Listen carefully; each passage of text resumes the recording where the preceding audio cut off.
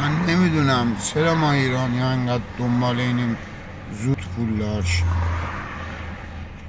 آقا این نمیدونم ترید مرید به امام حسین، این گلد کویستا، این شرکت های هرمی هم که اول اومده بودن واسه تبلیغات چند نفر رو پولدار میکردن، به چند نفر پول میدادن. من یادم تو گاراژمون یه پسر بابا زانتیا خریده بود، پیکان نبود، آردی خریده بودیم ما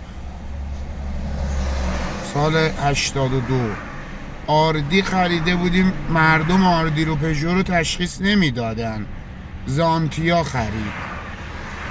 بعدش به یه روزی افتاد داداش اینا برای تبلیغات به خدا شاید 2-3 تاشون یه کوچولو موفق میشن، شرطی میکنه این بازار، این قماره، شرطی میکنه هی خوشت میاد، هی خوشت میاد، کم کم بهت میده، هی خوشت میاد، انگار که به یه پرنده دوم میده هی خوشش میاد.